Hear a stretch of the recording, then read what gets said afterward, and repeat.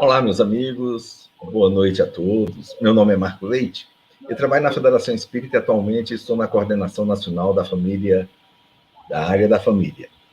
Hoje eu tenho a satisfação de apresentar o programa Família no Ar, que é exibido mensalmente, uma vez por mês, sempre na última quarta-feira do mês, às 20 horas, o nosso horário padrão. Esse nosso programa tem como objetivo promover debates e reflexões sobre a família à luz do Espiritismo, analisando diversos temas relevantes para o momento de transformação em que a Terra está passando. Integra-se no conjunto das ações de estudos e debates que a nossa área da família realiza aqui no nosso país. Na noite de hoje, nós vamos falar sobre um dos problemas que temos vistos ocorrer nas diversas famílias que a gente tem contato. E diga-se de passagem, não deveria ser problema. O assunto será envelhecimento e o cuidado do idoso no âmbito da família. É lógico, a visão desse tema à luz da doutrina espírita. Para tanto, nós vamos ter, na noite de hoje, duas irmãs valorosas do nosso movimento espírita, para conversar conosco sobre esse tema. Temos a Nailka, que é a coordenadora da área da família na Federação Espírita Catarinense, e a Tereza Cristina Leite, que atua conosco aqui em Brasília, no Movimento Espírita Nacional, na área da família também da Federação Espírita Brasileira. Olá, meninas, bem-vindas ao nosso programa. Nailka, né? Palavrinha contigo para estar dando as primeiras falas conosco. Boa noite a todos. Obrigado por essa oportunidade. É um momento ímpar e um assunto muito interessante. Obrigada a vocês e a todos aqueles que estão assistindo. Tereza Cristina, contigo. Boa noite, meus irmãos, que possamos ter um debate muito profícuo, falar de envelhecimento, de família, sempre muito agradável, como o Marco falou, um tema extremamente relevante nos dias atuais. É uma satisfação estarmos aqui com vocês. E que bom ver a Nailka também aqui conosco. Bacana, né? Bem, minhas amigas, nos 10 mandamentos, Moisés registrou em um dos mandamentos colocados a todos nós, um deles que é dedicado exatamente a essa questão dos nossos pais. E ele é dito o seguinte: honra teu pai e a tua mãe, a fim de que tenhas longo tempo na terra que o Senhor teu Deus te dará. É interessante que esse mandamento é o único de todo o decálogo que tem uma promessa se a gente o cumprir. Não sei se vocês já observaram, né, esse mandamento. É o único que fala assim, se você fizer isso, isso aqui vai acontecer, a fim de teres longo tempo na terra que teu Deus te dará. Óbvio que tem toda uma justificativa aí na questão do judaísmo, do porquê que existe essa promessa.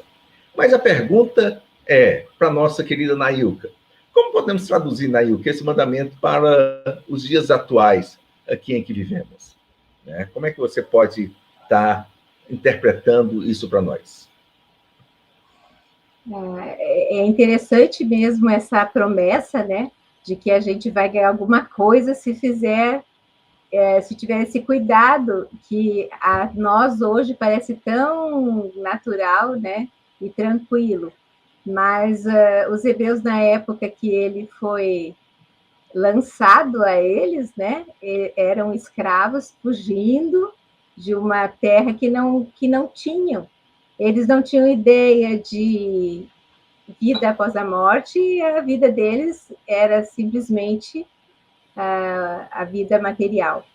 Então, para que eles pudessem fazer uma coisa que Deus entendia muito importante, prometeu para eles que daria aquilo que eles queriam, a terra prometida.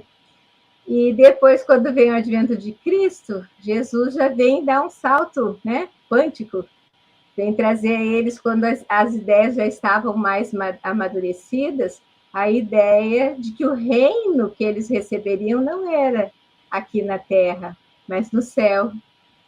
E com o advento do Espiritismo, nós sabemos que amar o nosso pai e nossa mãe é uma via de mão dupla, né? Que ora nós estamos também nesses papéis e ora nós temos um pai e uma mãe para amar e nos dedicar. E como é da lei natural, natural seria que nós cuidássemos deles, sem ter nada que, que ganhar com isso, mas ainda assim, né? Nós sabemos que trabalhando nas nossas famílias, enfrentando as dificuldades, os conflitos, e a doutrina nos traz porquê de tudo isso, nós trabalhando com aceitação e com afinco para burilar, para fazer um elan, para descobrir em nós amor que nós achávamos que não tínhamos, nós podemos nos superar e realmente merecer, né, uma boa vida no plano espiritual. E também darmos a oportunidade dos nossos pais, assim que a gente imagina eles entregando para uma vida futura, né? Quando já estão no fim da caminhada. Mas a morte, né? Ela pode ocorrer em todos os tempos. Mas se nós temos a dádiva de ter os pais para cuidar, que façamos com afinco, com amor, com respeito, honrando a vida que eles nos oportunizaram, porque tiveram também, como Deus, a escolha, né? Eles puderam nos dar o dom da vida, podiam não ter dado, e nós estamos aqui graças a esses pais que nos amaram e nos colocaram na terra. É interessante essa tua fala, porque o mandamento diz honrar pai e mãe. Não diz assim, amar pai e mãe. Isso por quê? Na hora que a gente pega o honrar e o amar é menos do que o amar. Muitas das vezes nós vamos ter algumas pessoas que falam assim, não tem como amar meu pai, né? Por tudo que ele fez. Por isso que o mandamento diz o quê? Honre. Honre o que ele fez por você, respeite o que ele fez. Se você ainda não consegue amar, porque esse é o nosso objetivo, né, estando aqui na Terra, de estar amando sempre os nossos relacionamentos, o mínimo, no seguir o mandamento, é honrar. E o que é esse honrar? Isso fica uma coisa muito interessante para a gente depois estar voltando a discutir. Tá? Mas trago aqui uma pergunta para a Cristina. A Cristina, ela, por formação, trabalha na formação de pessoas que vão estar cuidando de idosos. Tá? E aí, Cristina, ó, de acordo com os especialistas, a expectativa de vida no brasileiro passará de praticamente hoje é de 75, né? 74,9, 75 anos, para mais de 81 anos em 2050. E nós temos visto que com o avançar da ciência, cada ano a gente avança um pouquinho nessa nossa expectativa de vida, né? Os comentários falam que o homem que vai viver 150 anos já nasceu.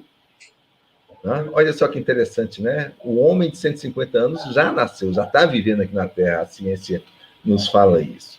Então como é que o idoso e a família precisam se preparar para aproveitar bem essa questão da mudança, porque cada vez mais nós vamos ter mais idosos dentro da família, pessoas cada vez mais velhas, né? Mas antes de você responder, Cristina, só lembrar aqui aos nossos internautas. Pessoal, o nosso programa está ao vivo, estamos aqui oportunizando vocês fazerem perguntas às nossas duas irmãs que conosco estão aqui hoje, tá? Aproveitem, tirem as suas dúvidas na visão da doutrina espírita, o que é esse cuidar dos nossos pais, o que é esse cuidar do idoso.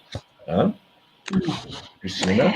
É fato, Marco, que nós estamos aqui vivendo uma grande mudança na nossa estrutura social, porque como a Anailka comentou lá na época do mandamento, a cultura e a população era nômade e as pessoas morriam jovens, porque haviam muitas doenças, guerras e outros enfrentamentos.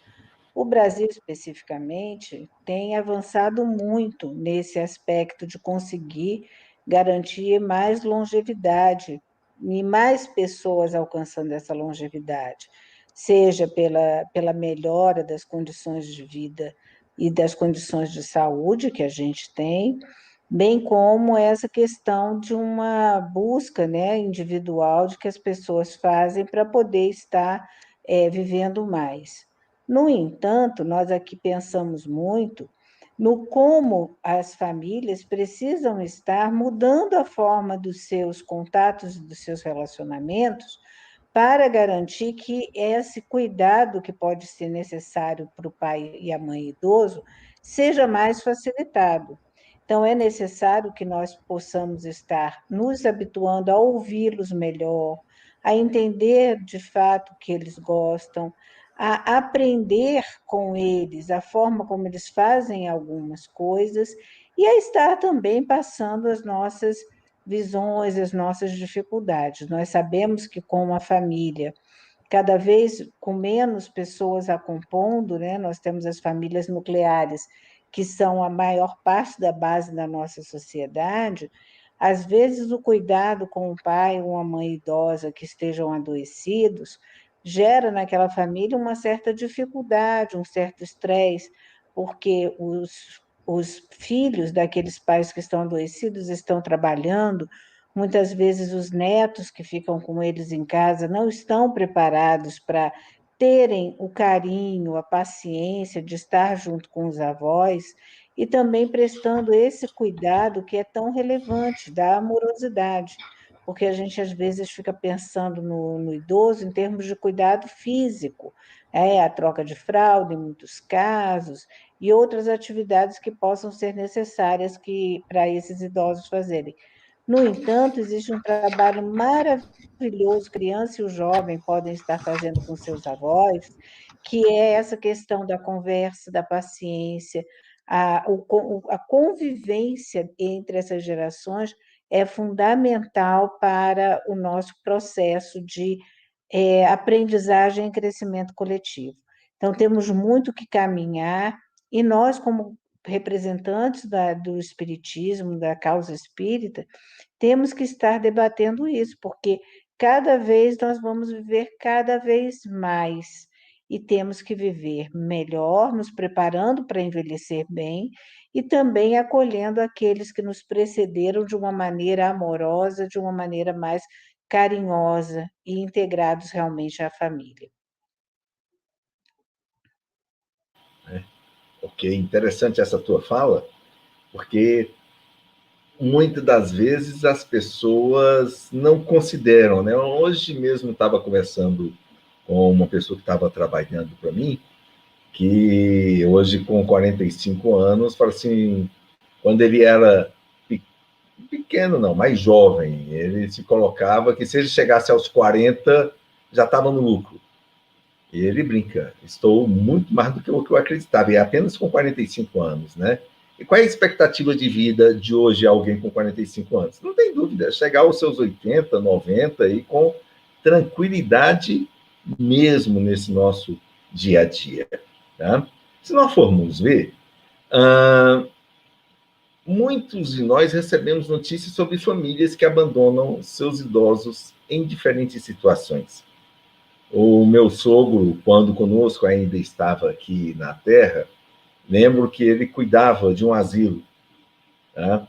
E um dos fatos mais tristes que certa vez ele contou, Nailka, é que uma pessoa muito bem aquinhoada, poderíamos estar dizendo assim, bem financeiramente falando, tá? Terminou indo para o asilo, que era um asilo social, deixar o seu pai lá. O pai já estava com seus 78, 80 anos, já numa condição de saúde não muito boa, e quando a gente traz isso para a realidade de Brasília, essa pessoa morava, para quem é de Brasília, no Lago Norte, né? Ou seja, é um grupo de alta qualidade de vida, bem financeiramente. Né? E o que acontece? O pai começou a ficar adoentado, com as dificuldades dele cuidar, ele simplesmente foi e deixou no asilo. Na semana seguinte, foi visitar. 3 semanas depois, foi visitar. 2 meses depois, foi visitar. E nunca mais voltou. Né? O pai literalmente foi abandonado. E às vezes não é porque falta recursos ou condições. Né? Como é que a gente pode analisar esses fenômenos de muita gente, muitos idosos sendo abandonados pelas suas famílias em diferentes situações, considerando os conhecimentos da doutrina espírita, né? O que é que você poderia estar dizendo para a gente a esse respeito? né? Porque notícias a gente tem, às vezes, com tristeza, né, do que tem acontecido. Ou seja, aquele tema que você falou de honrar pai e mãe termina sendo deixado de lado. E nós temos no Evangelho uma página muito linda, né? Que é piedade filial, que está no capítulo 15, item 3. E ele fala que não é só respeitar e cuidar, mas também dar as mínimas coisas, as coisas, ter solicitude, cuidar de delicadezas para que o pai se sinta, né, importante.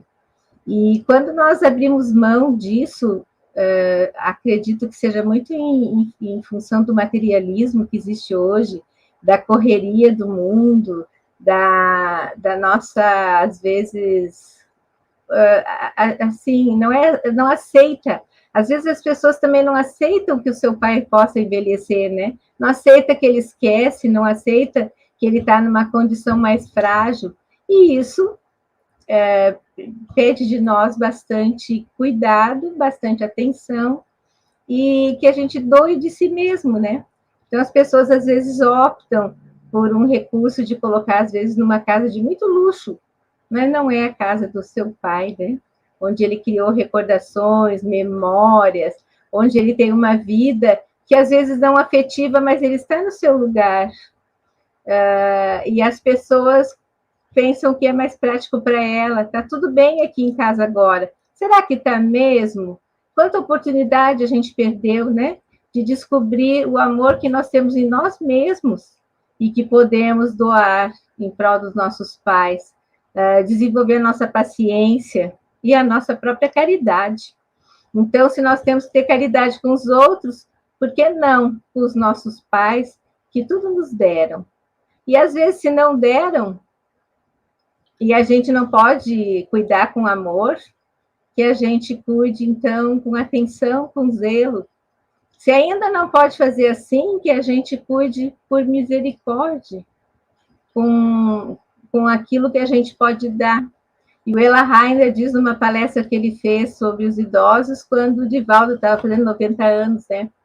Se não puder de jeito nenhum, faça por egoísmo, porque o seu filho está vendo que você não está tratando bem seu pai e você vai ter este mesmo tratamento, né?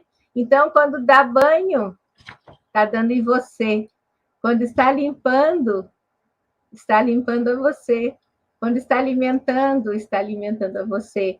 Porque o seu filho vê e ele vai trabalhar da mesma maneira. Marco, eu gostaria de colocar mais uma situação que a gente também observa, é que a família é um espaço de reencontro, nem sempre essa convivência dos pais e filhos foi uma convivência harmoniosa, uma convivência respeitosa, às vezes é uma convivência cheia de conflitos, de rejeições, que já vem de muitas e muitas e muitas encarnações. Então, esse daí, além da questão do materialismo, pode ser um fator, como disse a Nailka, para trazer ainda mais essa questão do abandono, do cuidado, como se aquele idoso fosse um peso, alguém que realmente tem que ser carregado e não ser cuidado, ser acolhido, ser aconchegado.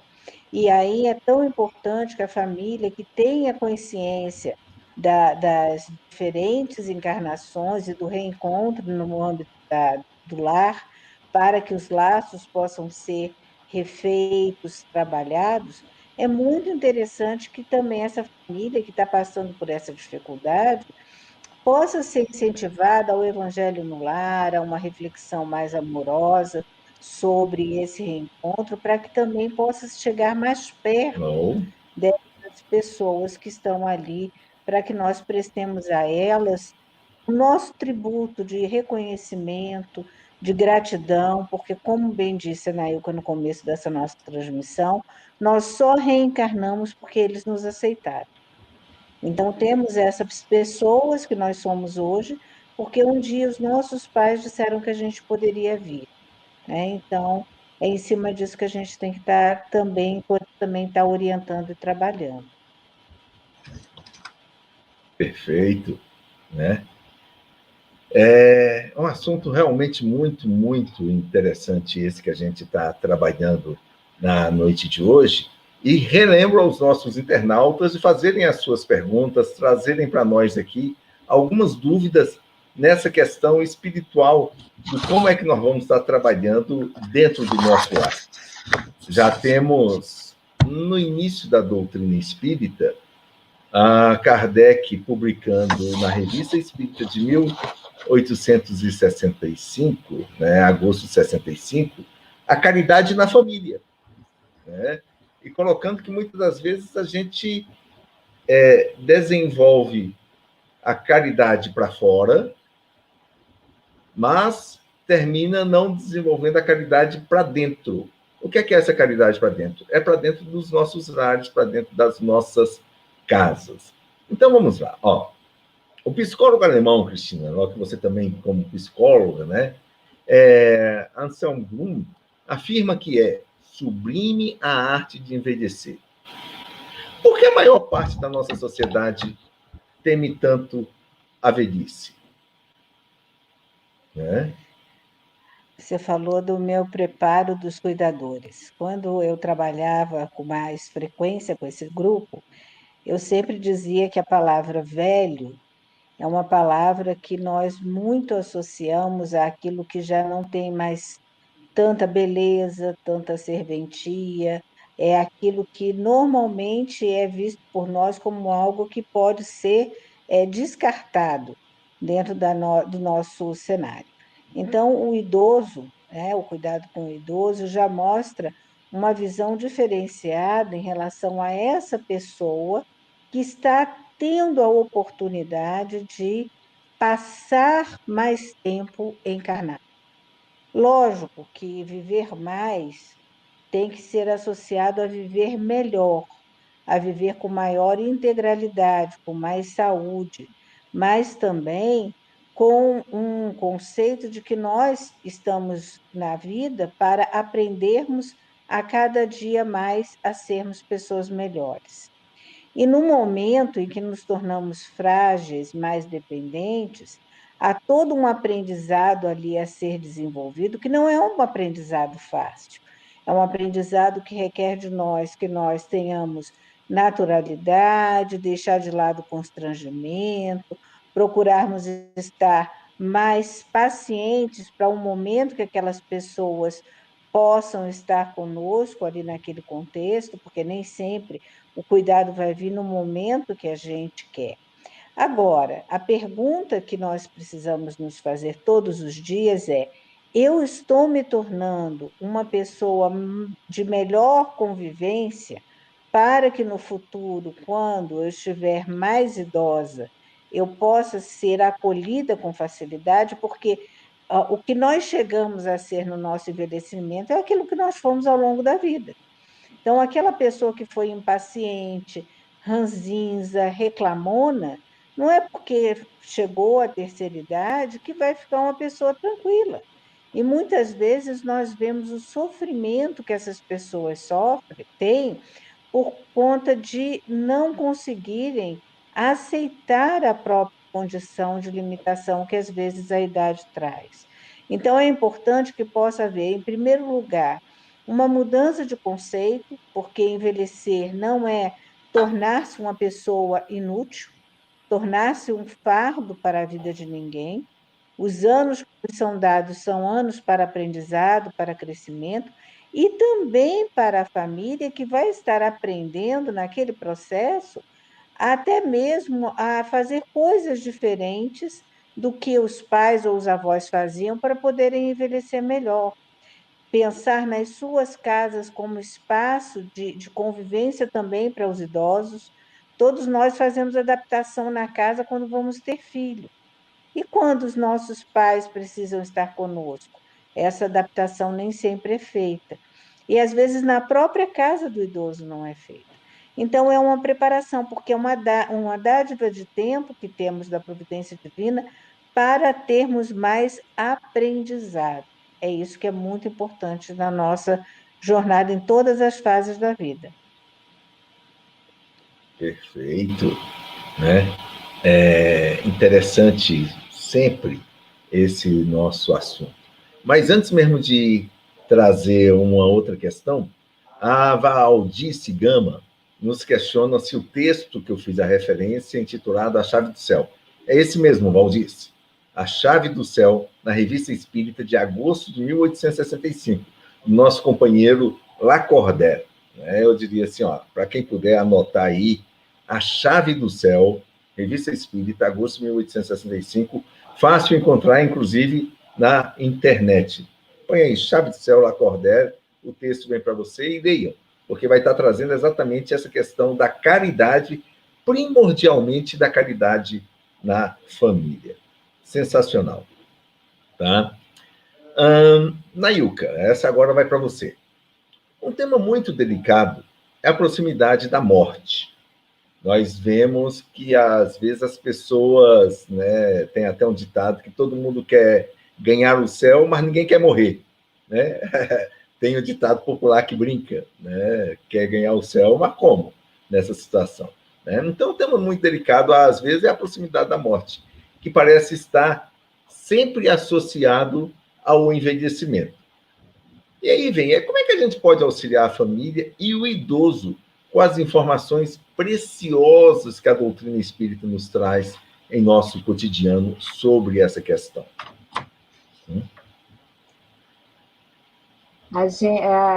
Fico com a Cristina, né?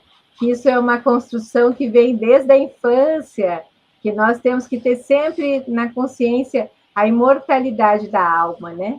Isso nos tira de muitos temores, de muitas dúvidas, e também nos coloca numa vida com um sentido melhor do que apenas buscar coisas, né? Que não vamos poder carregar, mas a gente desenvolver aquelas que nós poderemos levar enquanto espírito imortal. Então, se nós tivermos essa consciência que viemos aqui com essa família, que a ideal é esta real, que tem todas as ferramentas que nós precisamos para nos burilar e melhorar, vermos uns nos outros aquilo que nós precisamos, né, melhorar, a gente consegue passar por todas as fases, porque todas elas são importantes, né? A gente sabe o quanto a infância é importante na vida de um espírito, assim como a adolescência, se a gente conseguiu provocar bastante na infância, a adolescência, tudo que as pessoas pensam de crise, não é nada mais do que o espírito, né? Tentando ficar com aquilo que é bom e melhorar. Mas, a respeito da morte, se nós pensarmos que na idade a gente já está mais perto, mas todo esse trabalho, que essa fase nos proporciona, né, desenvolve em nós muitas coisas. É quando a gente já amadureceu, já sabe separar o que é importante e o que não é. É quando a vida se simplifica e não precisa mais de tantas coisas. E naquele contato com as crianças é muito importante, tanto crianças como jovens, né? Eles nos trazem a atualização da vida, do que está acontecendo lá fora, e nós podemos trocar com eles as nossas histórias, os nossos antepassados, e criar raízes e segurança, né? Então, é uma troca que é muito importante para todos, se pudermos conviver muito e estar sempre juntos. E nessa segurança, o idoso também vai se percebendo que ele fez uma boa construção, que ele pode ir, que ele tem uma vida futura, né? E que nada vai se acabar. E daí nós temos a fala do Leon Denis, que eu gosto demais, e há pouco tempo que eu percebi bastante em relação ao idoso, né? E ele diz assim: o velho é uma espécie de sentinela avançada, na extrema fronteira da vida, já tem um pé na terra prometida, a terra prometida, e vê a outra margem, a segunda vertente do seu destino. Então, assim, ele está se preparando, E ele já começa um processo de desmaterialização, assim como a gente teve de aglutinação, né, quando começamos na vida terrestre. A nossa vida na idade, enquanto idoso, é muito parecida com a da criança, né? A gente foi aglutinando e agora a gente vai deixando. E as pessoas às vezes não aceitam aqueles devaneios, aquelas ausências da pessoa idosa, e ela está justamente dando uma passeada por onde ela vai estar, e às vezes ela mesma não está entendendo muito isso, né? E as pessoas, eu percebo que não querem deixar que que o seu ente querido comece a degenerar. Mas se ele não degenerar, ele também não pode passar para outra margem. Então, é um processo muito lindo que a idade traz, e depois a doença, né, acaba fazendo o que a idade começou com muita beleza e aproveitamento do tempo. Então, aquela desagregação começa mais rápido, mas nesse processo nunca nós estamos sozinhos, né? Temos aqueles que cuidam de nós espiritualmente também, e que passaram toda a vida conosco e estão nos auxiliando nesse processo também de desmaterialização e desligamento do nosso perispírito. Termos essas coisas claras para nós é muito importante. Então, a nossa conduta, numa vida inteira, tem que ser construída para isso, né? E daí nós também podemos ser mais participantes. E, ao mesmo tempo, né, fazer tudo para que o nosso idoso permaneça conosco, desde as coisas mais materiais, como a alimentação, como cuidar da saúde, exercícios, e também os cuidados de carinho, de amor, que eles tenham planos para o futuro, que eles leiam coisas interessantes, né, que vão fazer parte dessa jornada. E eu sei que eu dei para o meu pai ler esse capítulo, né, e ele gostou demais. Ele já leu, ele não é espírita, mas ele já leu muitos livros nossos, porque ele lê muito, é um bom leitor. E esse livro e esse capítulo, da última vez que eu fui viajar, eu deixei com ele. Perguntei para minha irmã hoje se ela já leu, porque às vezes ela não entende por que ele está tão esquecido, né? Ele está com 90 anos. E daí ela disse que ele leu e gostou muito. Então é assim que a gente também pode ir preparando os nossos pais, né? Porque Leon Denis é um poeta e o meu pai é um poeta. Então se falaram bem os dois. Que linda, né? E vou aproveitar para fazer uma pergunta que a tua filha fez para a gente, e vou levar essa pergunta para a Cristina. Né? Cristina, ó, e quando o idoso não aceita as suas limitações e a necessidade de constante acompanhamento, perda da sua independência, o que podemos fazer para auxiliá-los? Essa pergunta da Roberta é muito interessante, porque muitas vezes parece que essa situação se estabelece de uma maneira repentina. E, na verdade, essa perda progressiva da capacidade de fazer as coisas sozinho foi acontecendo ao longo do seu viver, da sua trajetória. E é muito importante que se possa conversar sobre isso para que essa limitação física não seja confundida com o alienamento do idoso de todas as coisas que estão acontecendo. Não é porque ele agora se locomove numa cadeira de roda que ele vai simplesmente ser colocado nela e ser levado a todos os lugares. É importante dialogar com ele para saber o que ele quer, o que ele gosta, como é que essa situação pode ser mais facilitada para ele. Uma questão delicada dessa perda da independência entra a questão da perda, às vezes, da possibilidade de ter uma convivência no lar só com o companheiro ou a companheira, a necessidade, muitas vezes, que os idosos mais velhos têm de estarem 100% do tempo acompanhado por uma pessoa mais jovem, tendo em vista as possibilidades de acidentes, acometimentos orgânicos. Então, essa construção, ela precisa ser feita de uma maneira gradual e carinhosa, sem a imposição e sem as brigas, para que esse idoso que não aceita e considera muitas vezes o que está acontecendo com ele como só perdas, só coisas que são ruins, então são coisas que não agregam para o crescimento espiritual, poder estar também trabalhando com ele esse também aspecto da importância daquela devolução, daquele encontro, da gratidão que o filho ou a filha vão ter de estarem ali envolvidos nesse processo de cuidado. Algo que é importante falar é que muitas vezes os filhos não têm condições de fazer o cuidado físico, seja porque tem alguma doença, seja porque tem um impedimento por conta do trabalho, mas o cuidado emocional, a conversa, o respeito, tudo isso é muito importante. Ajudarmos para que esse idoso permaneça a maior parte de tempo independente, autônomo. E quando ele já não puder mais ser independente, mas ainda tiver lucidez, que ele fique autônomo o tempo que for possível, garantindo-se a ele o cuidado para que ele não corra riscos. Mas tudo isso tem que ser construído com muito amor, com muita paciência, com muita generosidade e tranquilidade.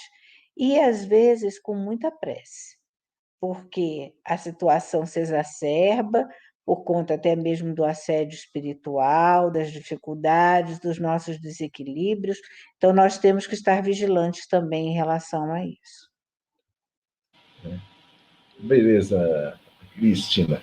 E aí, pegando até uma mensagem de um pai de um amigo nosso lá da FEB, o seu Nelson, né?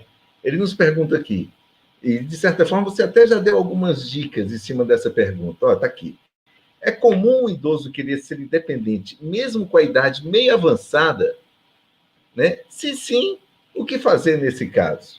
Você já trabalhou um pouquinho, mas como ele fez a pergunta, vamos estar ratificando essa questão, trazendo inclusive aí um lado espiritual de aprendizado que a gente precisa ter nessa fase da vida, né? Porque o que é a independência? O que é a interdependência em fases da vida tão necessárias para nós no processo de aprendizado? Ou seja, nós temos que aprender a se deixar ser cuidado, é isso?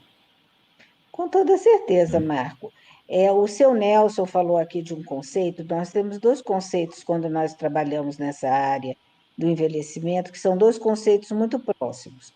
A independência, que é a capacidade do indivíduo de realizar as atividades sem auxílio de ninguém, e a autonomia, que é a capacidade de decidir, de compreender, de gerir a própria vida, né?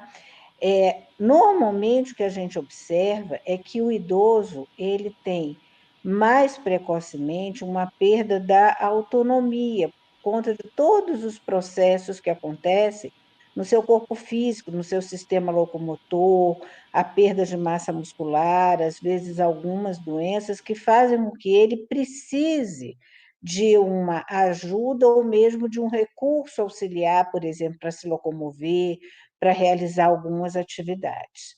Não vamos nos iludir que essa situação de perda da independência é algo que vai levar esse idoso a ficar chateado, a ter um luto, porque antes ele fazia as coisas sozinho e agora ele se vê tendo que ocupar outras pessoas com esse trabalho com ele. É importante que os filhos, as pessoas que vão cuidar, possam trabalhar a naturalidade do cuidado, ou seja, é algo que tem que começar a ser feito de uma maneira quase que automática, integrada no dia a dia, do que você vai realizar com esse idoso, mas também entendendo a contrariedade do idoso. Ele pode reclamar, ele vai reclamar em alguns momentos, mas é importante traduzir que estar junto dele, querendo que ele se locomova só com uma pessoa do lado, que ele use o andador, a bengala, ou mesmo uma cadeira de roda, que ele aceite que o banheiro tem adaptações, todas essas ações são ações para garantir que ele viva mais e melhor, são gestos de carinho. E por isso que a gente falou que isso precisa ser construído ao longo da vida. Vão haver idosos que não vão aceitar de forma alguma.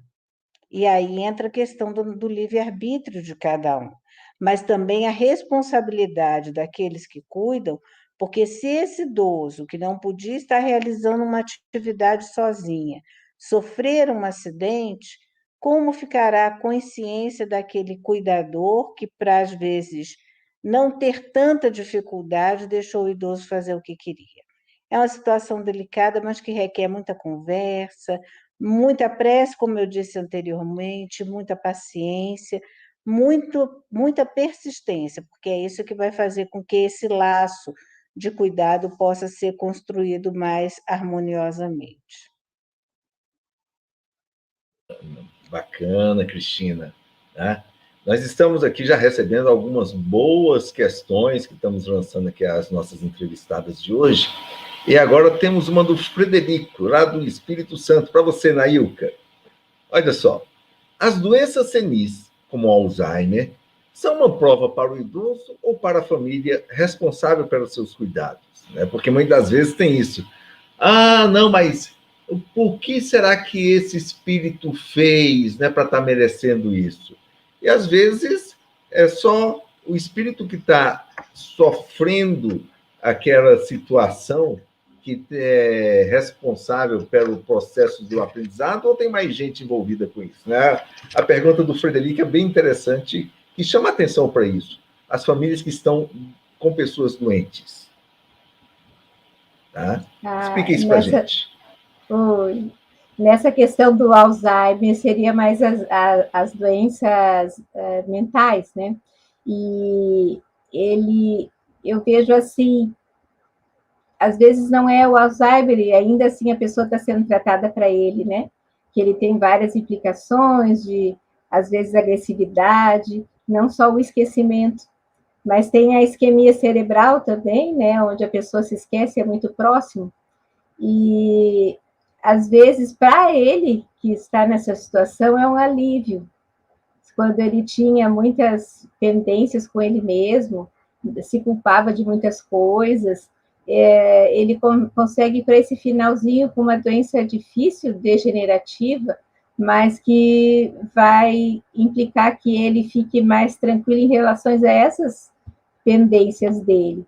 E para a família, sim, também é uma prova, porque aí vai acontecer aquilo que a Cristina estava falando, vai desenvolver paciência, a tolerância, habilidades, né, de lidar, quando é o caso do Alzheimer, com a agressividade, ela esquece, a pessoa acha que não deram comida para ela, então tem que se organizar e fazer um caderno e anotar, para que ela veja, ela consegue ler, né? Por incrível que pareça, ela lê tranquilamente, entende, e daí ela precisa que compareça com provas para ela que ela comeu, porque ela realmente esqueceu que ela comeu.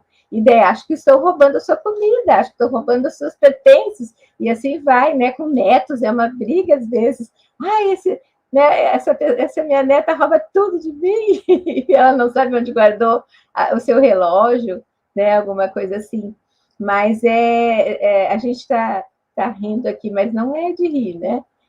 Porque para a família é um cuidado que despende muita energia e que tem que ter muita tolerância, muita paciência. Vai perguntar tantas vezes, eu vou ouvir tantas vezes, porque ela está perguntando a primeira vez. Eu que escutei muitas. Então, eu tenho que me colocar nesse lugar, né? E o cuidador, então, ele tem que se cuidar. Ele tem que se preparar para entender que aquela pessoa não está no normal dela. Minha mãe ficou com isquemia, então ela perguntava e perguntava, perguntava, e a gente tentava entabular uma conversa e não tem, né? Ela olhava e ria e dizia assim, não estou entendendo nada do que tu estás falando. E eu olhava e dizia assim, onde é que tu está aí dentro? Né? Mas assim, quanto mais a gente puder dar atenção e carinho, eles sentem muito essa interação, aproveitam desses momentos, e quanto menos impaciência, melhor para nós, e nós vamos estar podendo passar por essa prova, desenvolvendo em nós aquilo que nós realmente não temos, né? Beleza, né? Esses momentos, às vezes, finais, terminam sendo uma preocupação também na família. Recebemos aqui uma pergunta do Paulo Rocha, que nos chama a atenção exatamente para termos, dentro do nosso lar, familiares que estão no processo terminal. Né? E é o que ele pergunta: como a doutrina espírita encara o idoso com doença terminal? Até quando devemos insistir em cuidados avançados, aparelhos e etc.? O espírito fica totalmente ligado ao corpo até o final da vida? Né? É interessante trazermos isso porque tem sido uma discussão dentro do próprio movimento espírita a questão do bom final de existência, né? Lógico, nunca com a eutanásia. A doutrina espírita, como um dos valores que nós temos e defendemos, é sempre valorizar a vida, e o momento da despedida dessa vida cabe a Deus, não a nós decidir. Né? Então, eutanásia nunca. Mas existe uma outra maneira. Cristina, poderia estar respondendo aí para o Paulo o que é que a doutrina espírita nos fala sobre isso? Bom, nós vamos começar exatamente pela última pergunta que ele fez. O espírito fica totalmente ligado ao corpo até o final da vida? Isso não é algo que nós podemos responder por atacado, porque vai depender de cada espírito e de cada situação. Às vezes, aquele espírito que está ali naquele corpo físico, ele precisa desse período para poder ir se despedindo daquele processo, e também a sua família. Então, o período que esse indivíduo passa ainda demandando muitos cuidados, muita assistência, é um período que ele precisou para poder ir se preparando para o seu desencarne. Mas nem todo mundo é assim. Existem espíritos que está ali o corpo físico já inanimado, recebendo todos os cuidados, e ele já está apartado daquela situação, ainda com um laço perispiritual, que a gente sabe que só se desliga na hora da morte do corpo físico, mas já desprendido, às vezes lúcido, às vezes nem tão lúcido, mas já sendo amparado pelos amigos espirituais.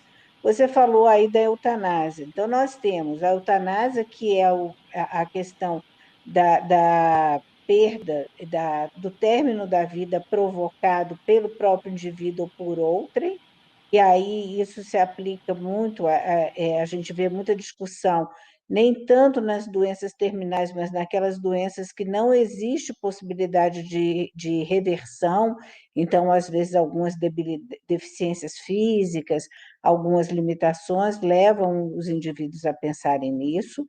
Nós temos a discussão muito forte aqui dentro do nosso meio, que é a prática que às vezes a gente observa que é a da distanásia, ou seja, o indivíduo fica mantido por aparelhos e submetido a procedimentos muitas vezes muito dolorosos, muito invasivos e que não trazem conforto nem bem-estar para ele. Tentam melhorar um ou outro parâmetro da sua vida, mas não vão reverter a condição dele de vida. Às vezes dão uma sobrevida a um corpo que não tem condições de viver. E nós temos a ortotanásia, que é um conceito que vem da medicina também, que é aquele conceito que fala que o indivíduo vai receber os cuidados paliativos de uma maneira menos invasiva, para que ele tenha conforto e bem-estar e não tenha procedimentos que sejam procedimentos considerados desnecessários ou invasivos, simplesmente para ampliar a ideia de que fizemos alguma coisa. Então, é uma situação muito delicada, porque a família precisa conversar entre si como é que está vendo aquela situação, porque é necessário que seja um consenso de família, não é uma pessoa só que vai decidir essa situação, e de preferência, quando possível, com a participação da pessoa que está vivendo aquela situação, aquela pessoa idosa. Eu lembro de uma idosa da nossa família muito querida, que teve um problema sério de um câncer de boca e que no final da vida não conseguia mais alimentar-se pela cavidade oral e não aceitava mais uma gastrostomia, porque aquela situação de colocar a sonda no seu estômago direto, ela via como uma situação que não ia causar bem-estar. E a família toda teve que fazer essa discussão de como levaria essa situação. Tivemos, durante esse processo, o apoio de uma equipe de profissionais, entre eles um médico espírita, que nos ajudaram bastante nesse processo de definição do que fazer, do como fazer. Agora, é importante que nós estejamos muito orientados para que não sejamos precipitados em procedimento nenhum, porque o espírito que vai estar naquela condição, que vai estar passando por aquela situação, às vezes precisa daquelas horas a mais, daqueles dias a mais. E se ele precisa, e se há alguma condição de promover o seu conforto, o seu bem-estar, que a gente não se isente de fazer isso. E às vezes até mesmo dentro do contexto doméstico. Mas eu acho que detalhar muito essa situação agora seria para uma outra oportunidade de conversa. Perfeito. E é interessante a pergunta que o nosso irmão fez. No finalzinho ele pergunta: o espírito fica totalmente ligado ao corpo até o final da vida? É um conceito espírita que a gente às vezes não estuda direito, porque uma coisa é você morrer, a outra coisa é você desencarnar, né? Tem muitos espíritos que morrem, mas não desencarnam. São coisas distintas no nosso dia a dia. E por isso que a Nailka chegou a trabalhar anteriormente, falando da necessidade da espiritualidade, do entendimento espiritual, inclusive da preparação para a morte. Porque muitas das vezes a pessoa, ao não acreditar nessa questão da continuidade da vida, na vida espiritual, ou ela fica tão presa às coisas aqui da Terra que o corpo morre e ela não desencarna, ela fica presa àquilo. E temos aí, às vezes, algumas situações muito interessantes de espíritos ligados àquele corpo e já não tem mais vida, né? Mas, como a Cristina falou, esse é um assunto para um outro momento, mas fica aqui só a questão. Tá?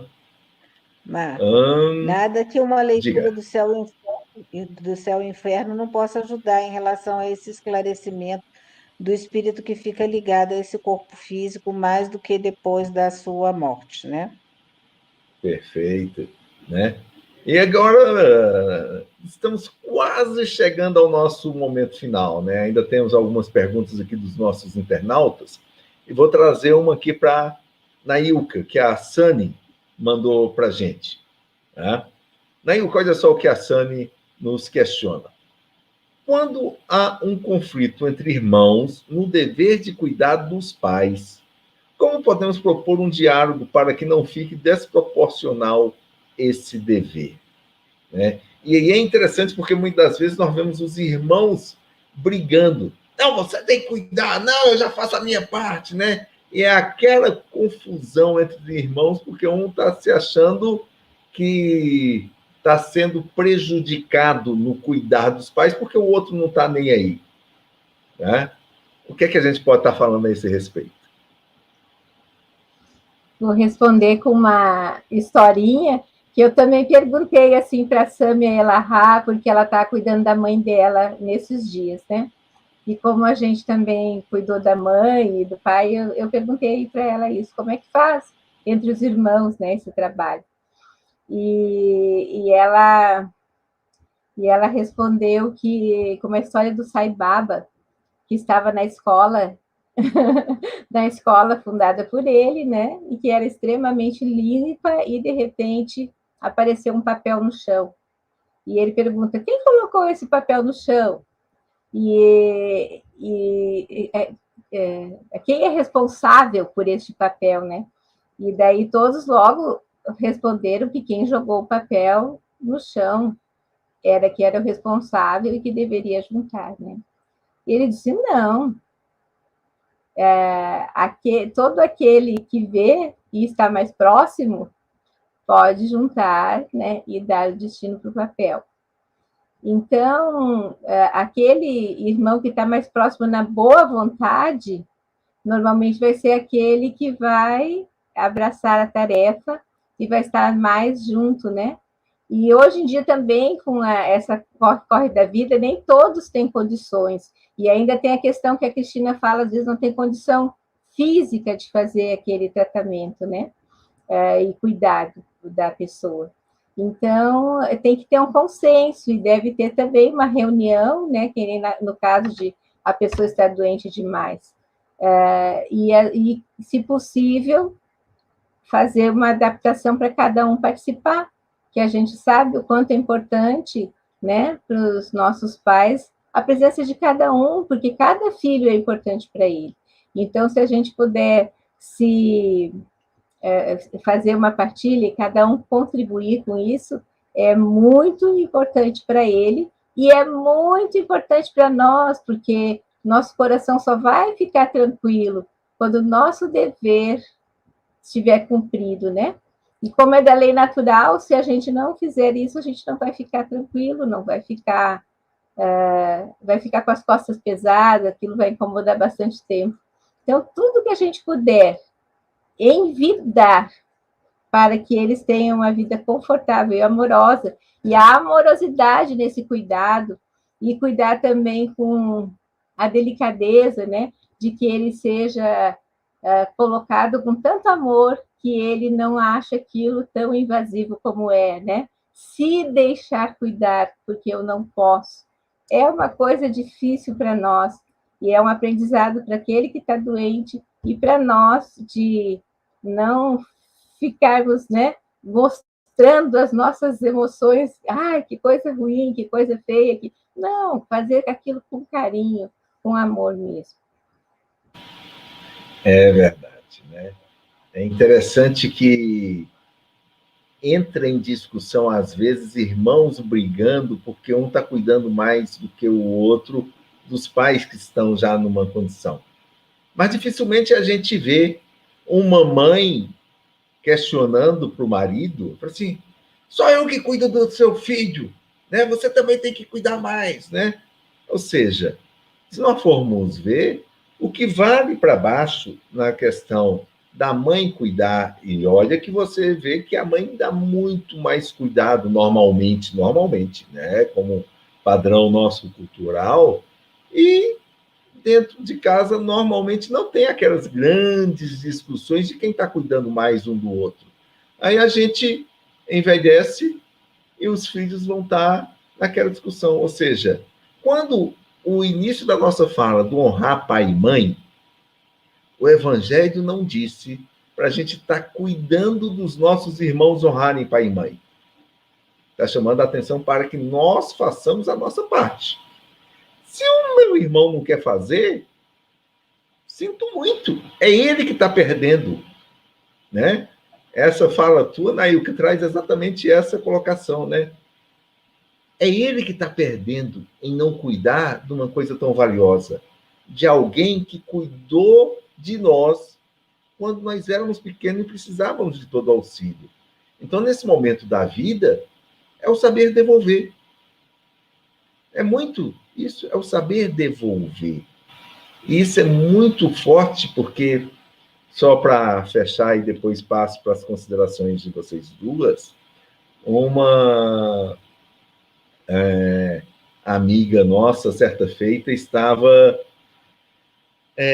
chiando dos filhos dela não estarem visitando mais ela dentro de casa. Era uma senhora nova ainda, né, com seus 66, 68 anos, morava sozinha, os filhos na média dos seus 40 anos, já casados, e tinha mais de meses que eles não visitavam a mãe, né? Era uma senhora separada. Eu comecei a fazer alguns questionamentos, falei assim, mas como é que era quando seus meninos eram pequenos, o cuidado que você tinha com os seus pais? Ela falou assim, como assim? Eu falei assim, seus pais moravam na mesma cidade. Ela, sim. Eu falei assim, com que frequência você visitava seus pais? Ela falou assim, não, mas não dava para eu visitar. Eu falei assim, mas por quê? Não, porque era muito ocupado, eu trabalhava, eu tinha criança pequena. Eu falei assim, e seus pais? Eu falei, não, mas a minha casa estava disponível para os meus pais vir. Eu falei assim, mas você não levava seus filhos para estar visitando os avós? Ah, não, era muito difícil.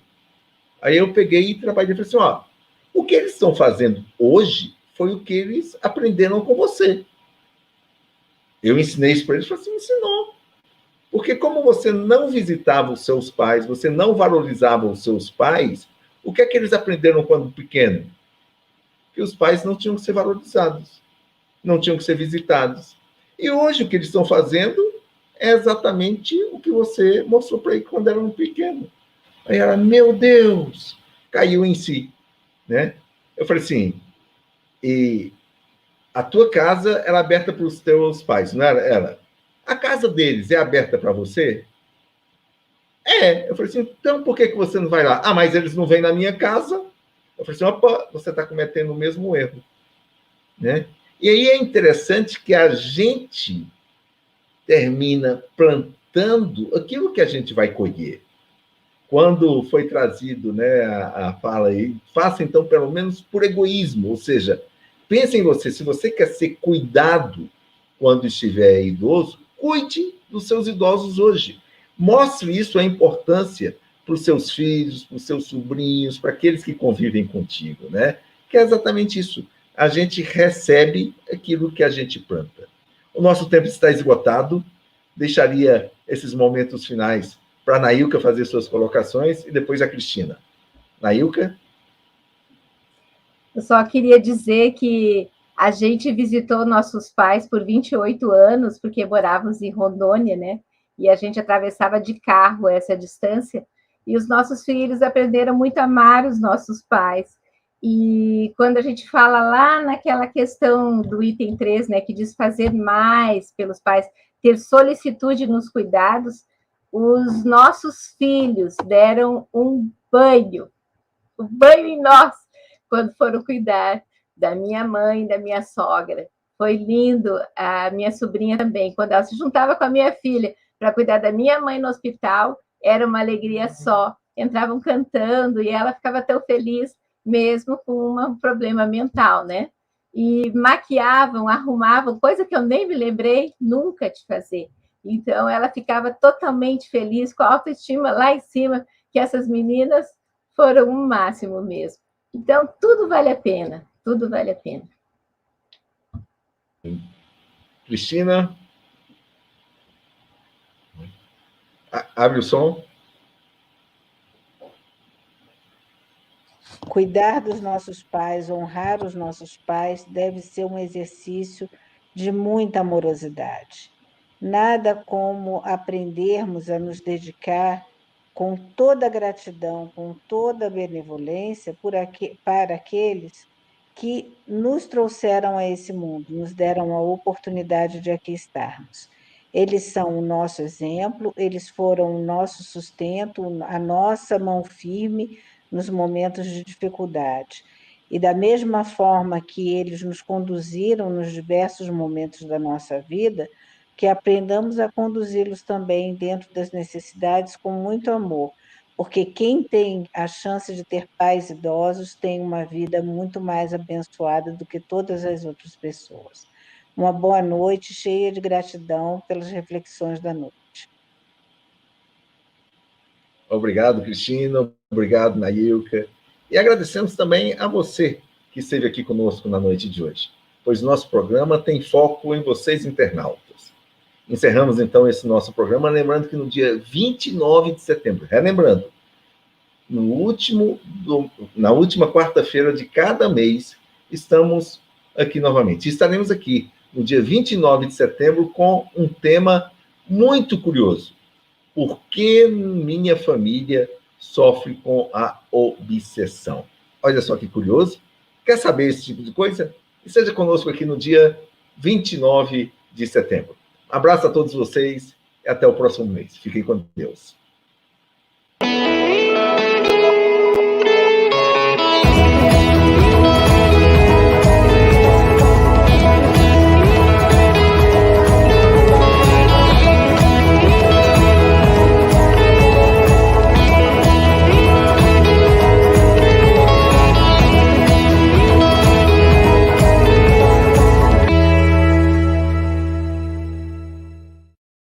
A Federação Espírita Brasileira lança o portal FEB Podcast, com conteúdos em áudio que objetivam esclarecer e consolar corações para uma postura de vida com fé, harmonia e esperança.